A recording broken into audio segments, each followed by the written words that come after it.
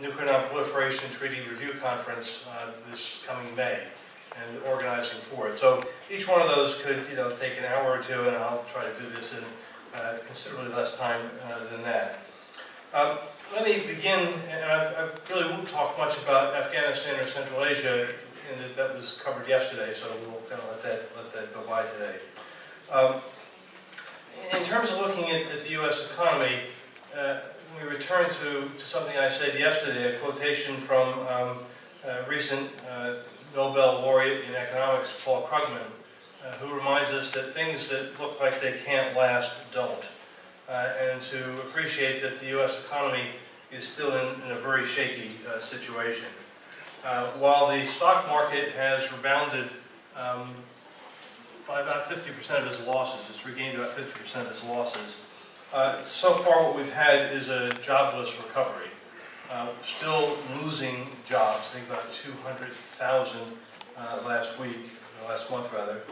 And the fear and the uncertainty is whether, like in the 1930s, this will be a double-dip economic crisis rather than a single one. So you have a number of people saying that there's a need for greater social spending, more stimulus in order to prevent a second dip. We're not getting that additional stimulus money. And of course, the greater part of the money that's been invested has been there to save the banks rather than ordinary people. Let me give you some statistics, if I could read them here. The current official unemployment rate in the United States is 9.0 policy.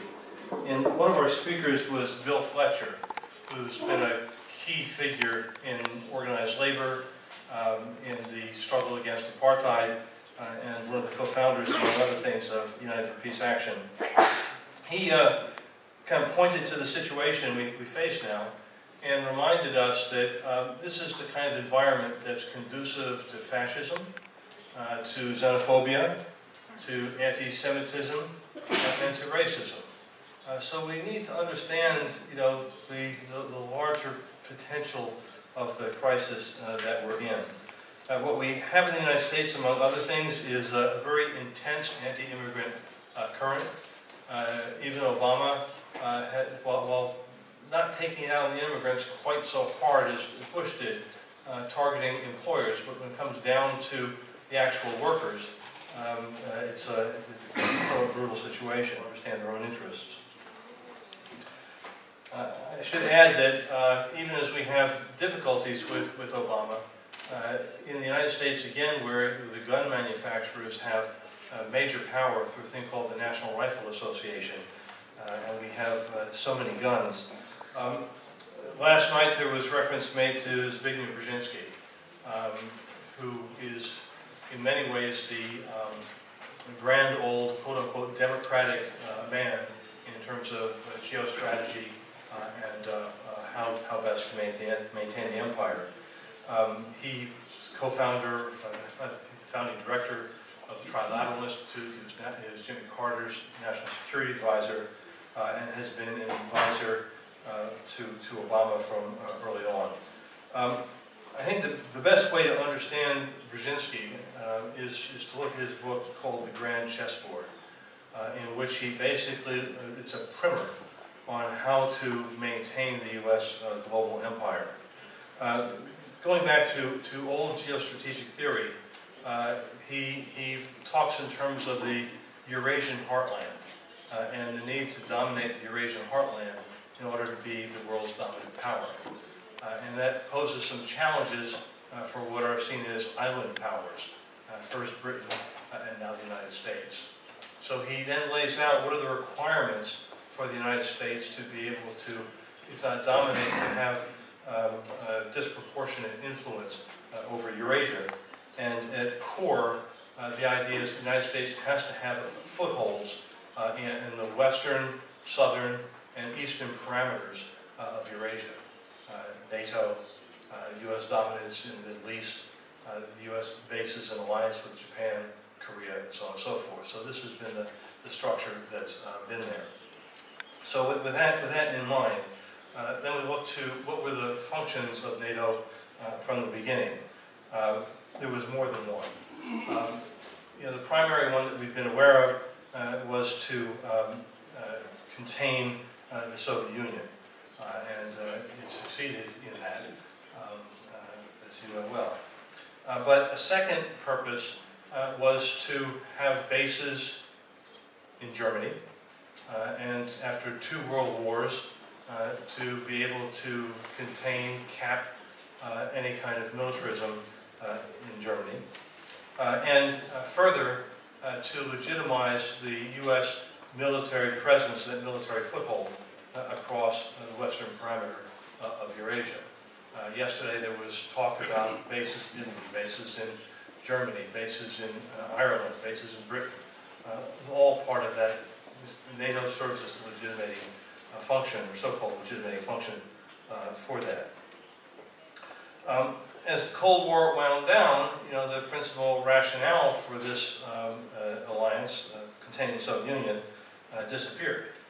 So, how do you maintain that? In the south, in the southern parameter, there was Saddam Hussein's invasion of Kuwait, which provided the rationale, the ability, both to reconsolidate control of the Middle East, but also to discipline alliances.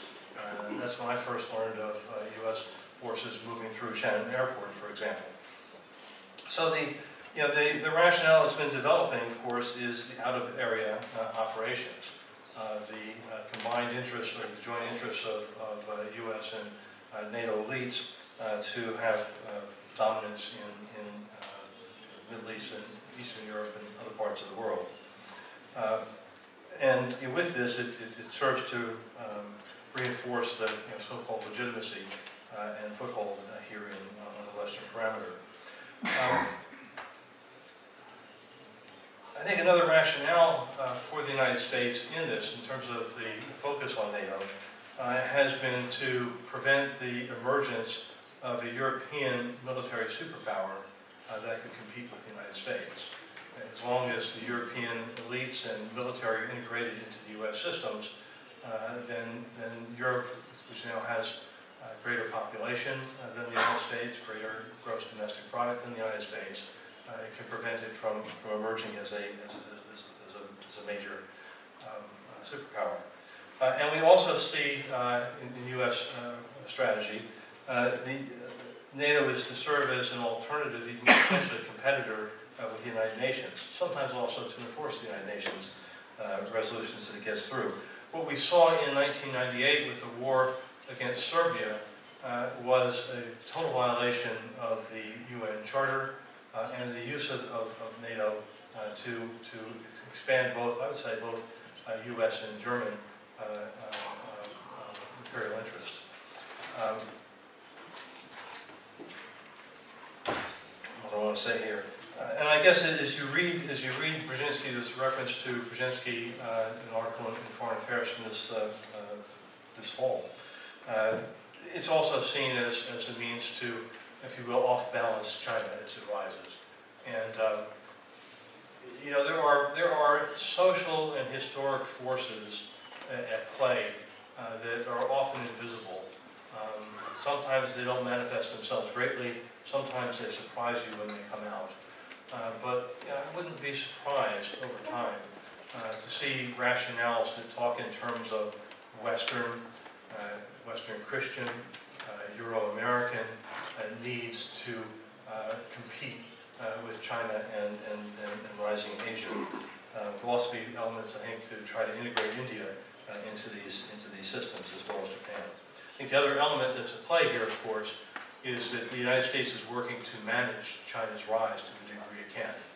The goal is to, through engagement and containment, to integrate China's rising economy into U.S. and European-dominated systems.